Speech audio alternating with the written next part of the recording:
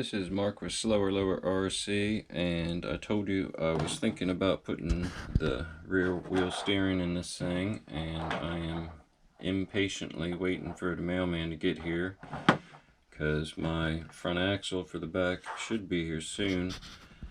But I went ahead and took the wheels and tires off and took the body off because don't really need to watch me do that. But there's a couple things I can discuss before that gets here.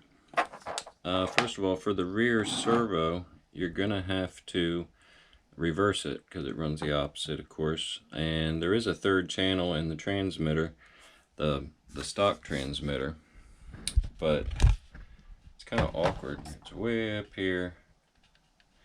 And a lot of times I'm filming with one hand, or I'm driving with one hand and filming with the other hand, and getting to that to steer would be impossible. So I'm just going to hook the servos up together so that they turn at the same time. In the front, I already installed the Emax, which is pretty fast, and in the back I do have another Emax, but I think I'm just going to put the stock one in and see how it does. And what you have to do is you have to get a servo reverser, and basically, we'll start from the beginning. You take the servo reverser, you plug it into your steering channel and your receiver, and then you plug in, they're labeled, one of them's labeled normal, one of them is labeled reversed. Pretty self-explanatory. The normal one is the front. Plug in your front servo to that one, plug in the back servo to the reversed, and this one has a little trim pot on there, so if you have to trim the servo, you can do it opposite of the front. And you can order these. I'd recommend just go to your local hobby shop.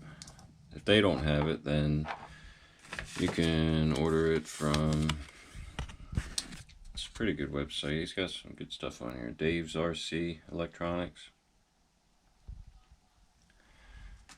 It's like 16, 17 bucks. Not that much.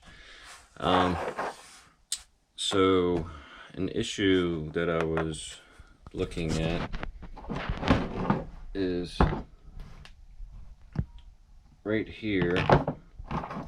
Let me get some light. Right here, where normally when you have the front, you have the little wishbone for the upper link is a wishbone, and in the stock servo mount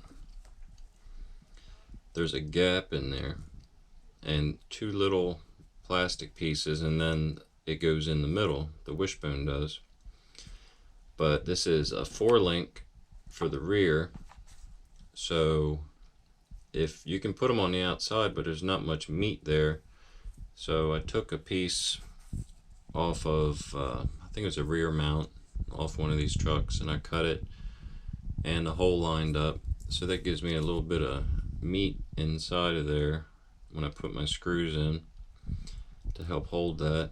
Eventually, I think Mofo RC makes a really awesome mount for the aftermarket servos. It's fully adjustable aluminum. It's like 20 bucks, 22 bucks, but it's nice. I'm probably going to put one on the front and back, and put 4-link on the front as well.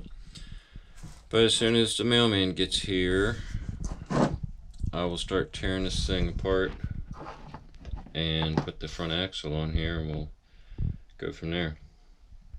Okay, so it's the next day. The axle did not come yesterday, but I was going to do a video of me putting this thing on here, and I'm glad I didn't, because I had some issues with two stock servos. I had the idea of putting a stock servo on here because it'd be a little bit slower, but it was just glitching. It wasn't working right. I thought it had something to do with the servo reverser, but it didn't, so I just put the new Emacs on and no issues. And then I put it all back together, and then I had she was acting like it was bound up. So one thing to check on all of your vehicles is your wheel nut tension. You do not want to make that tension too tight. You want a little bit of wobble, nice and free. And if you're worried about your nuts falling off, then just put a little bit of blue Loctite on them. But they are lock nuts. Especially with these bigger tires, you're going to be tempted to crank them in, and you don't want to crank them down. Just you want them until they're snug and it's not moving, and then just back it off until you get a nice easy little wiggle. Anyway, I got the, yeah, that's the back. It's hard to tell which is front and back now, but got the servo on, got it all wired up. I got all the wiring all on the top. It's really no need to film me putting this axle on here, because it was really simple. It was like 6 screws or 8 screws. Wasn't a big deal. But anyway, let's turn it on.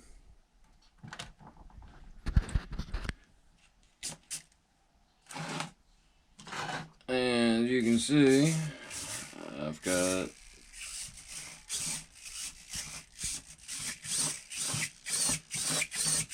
rear steer.